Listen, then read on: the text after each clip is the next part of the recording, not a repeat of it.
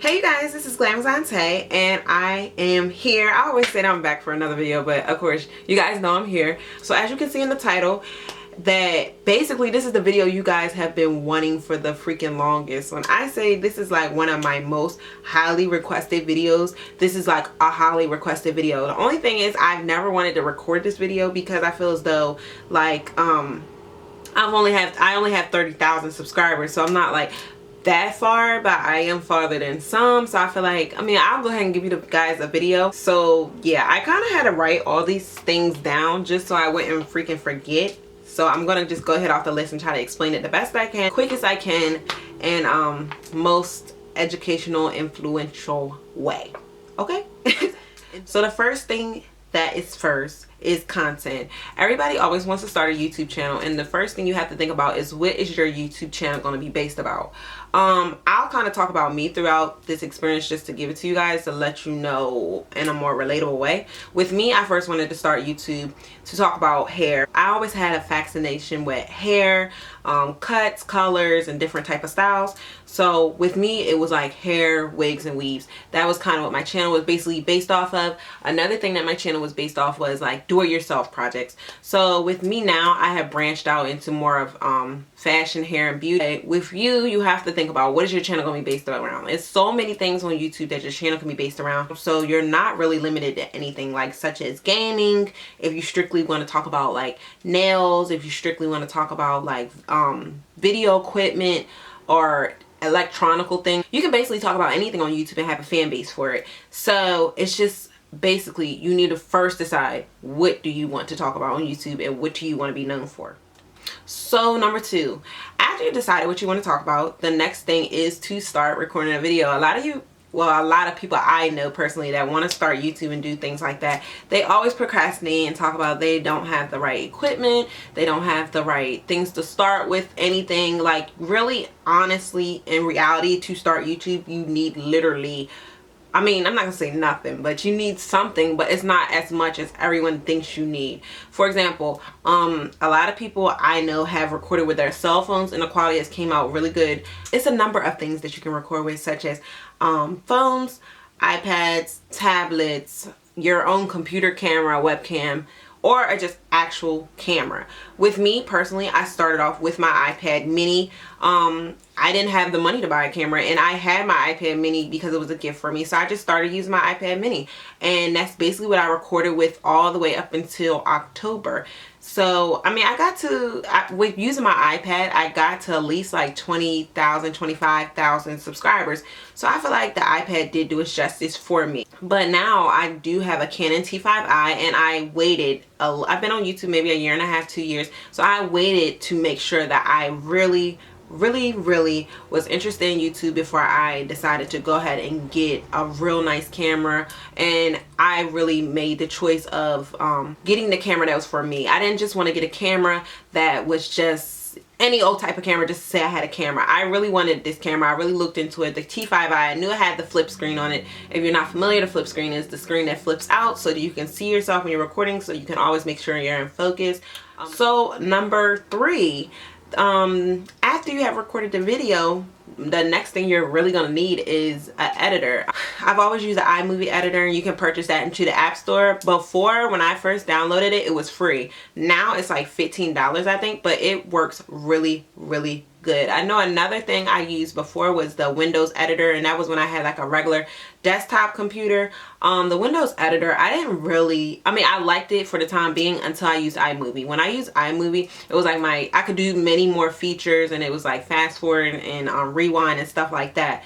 With the Windows editor, I didn't really like it too much because I felt as though when I would record a video, if I was like moving like this, the editor wouldn't catch it. It would be almost choppy. It would be like a move and then like that. So but now when I record with iMovie, it's like when I'm moving, it kind of flows with me, and you can see me at the same speed that I'm actually going. So I felt that was a better alternative far as that. It was a couple other things that I didn't like about the Windows editor, but if you're just starting out and you're doing regular sit down videos, Windows editor is perfect for you. So yeah, that was what I started off with, and it was really good. Oh, and another thing, if you want to do iMovie, you have to have a MacBook or iMac because it is a part of the Apple products. Like I said, you have to buy it off the Apple store. But I think within the next week I am going to go ahead and purchase the Final Cut Pro editor, and that's like a upgrade up from iMovie, and that's actually like $300. But I feel like I deserve it. I feel like I've been putting videos out and I want to just get better and grow and grow. Yeah, so that's basically why the next level for me is probably to get Final Cut Pro. Thing I want to talk about is lights and my tripod. First things first is with my lights. Most of the time when I first started recording, daylight is very good light. Like right now I'm using my shadow box lights because it's around like 4 or 5 o'clock and it's starting to get really dark. So my shadow box lights are really good. I really enjoy these shadow box lights. I got them for Christmas last year. I've always asked for this stuff on my Christmas list, and my brother ended up getting it for me. I have 3 of them. Currently right now I have 2 with me and I have 1 at home. But these come in handy really good. I really like these. They weren't that expensive, I think. I think they were only like $100, if that, on Amazon. So I really do like these lights. They do quality for me, although I do prefer daylight outside if I can, but if not, these lights work pretty good. They give off like a white lighting. I know a lot of things for the makeup artists is the Diva ring, and I kind of want to get that because it's smaller but it still gives off the same amount of lighting. It will take up less space, so that's kind of what I'm gonna, oh, my phone just went off. But that's kind of what I'm gonna invest into next is the Diva ring light. Yeah, I just feel like I want a Diva ring light now, not because of the hype, but I just feel like it would come in a little bit more handy for me, and plus it's in a circular motion, so you actually can put your camera in the middle of it. With the shadow box lights, you actually have to set them up around you, far as one there, and one back there, just depending on the lighting situation. Right now, like I said, I'm only using 2 and they're both on this side. Another thing I got that was very helpful for me was a tripod. I actually didn't even plan on buying a tripod until when I was in New York City and I had the chance to interview a celebrity. So I felt like I want to be more professional, and I couldn't just come in there with my iPad stacked on my freaking books or not. I just wanted to have a more professional look. So I went to this store in New York City. I think it's B&H, and basically B&H has so many electronics in there. If you have a chance, you should stop in there. It's a really good store to go into. And B&H, like, I just got this tripod, and at the time I said I was recording my iPad, and I actually bought an iPad holder, and it was like a more professional setup. And basically I actually set my iPad into the holding case and I kind of screwed it onto my camera and worked it out that way. So it really did look like really professional, really good. But right now I'm using my Canon T5i and I have it onto my tripod, and my tripod is pretty universal. It kind of adapts to really anything, so I could just screw my camera on. I didn't need an adapter to screw my camera onto the tripod at all. But with the iPad, I did need an adapter to screw onto my tripod because the iPad doesn't have that circular screw thing. Another thing that's really big is thumbnails. I feel like thumbnails are the most important thing of your video, if not the most important, but one of the very important things. The thumbnail is the thing that the person sees the most. That's what somebody looks at and be like, oh, I want to click this video and watch it. Your thumbnails have to be pretty interesting. My thumbnails aren't really that animated. I just started kind of like fooling with them and animating them a lot now, but before I would just kind of put words on them. Just make sure the words are clear, visible, you can see them. It kind of descripts of what your topic is going to be about. Make sure your picture for the thumbnail is actually really clear. If you need to, take it with your phone just to make it clear, and you know, just work out the kinks and kind of have that perfect selfie for a YouTube video, because that's what gets your views up.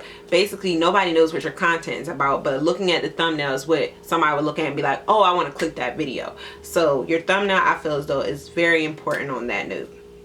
The next thing, first off, was starting far as with the fashion perspective. When I first started videos, I had clothes that YouTube had never seen, so therefore when I would do my lookbooks or try on hauls and stuff like that, I would use clothes that I already had in my closet that were fairly new and that I could share with the world and talk to them about it. Now I more so get either sent clothes, or a company will ask me to review clothes for their website, and I go in there and pick and stuff like that. So 2 good things I like to use is Grapevine Logic, and I like to use FameBit. These are both 2 brand websites where they have multiple brands of clothing on there.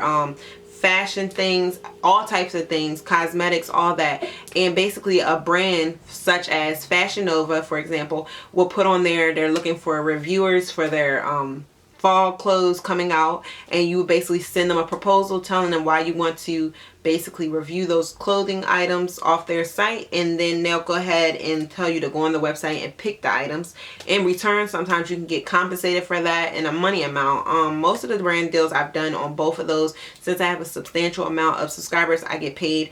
The more subscribers you get, the more money you get. I fairly get a good amount on Grapevine and Famebit, so I like both of those websites. I kind of alternate back between the two. They're kind of very similar, but sometimes they have different brands on either one. So those are really, really good websites to check out for if you're looking into stuff. I know though, with starting with them, they want to know and make sure that you're very serious about doing YouTube, so they like for you to have at least 5,000 subscribers before you actually start getting stuff. So once you build up that 5,000 and they know you're pretty serious about it, you can go ahead and just work with them and basically go ahead and put your proposals in and get your money or get your clothes and review it. But although I do use those websites, I still keep an honest review, and those companies a lot on there, they will tell you, they'll send you the stuff but still be honest in your review, because you don't want to lose the loyalty of your subscribers at all. Like that basically kind of put you downhill, like you lose your respect. Like, I'm not going to get on here and lie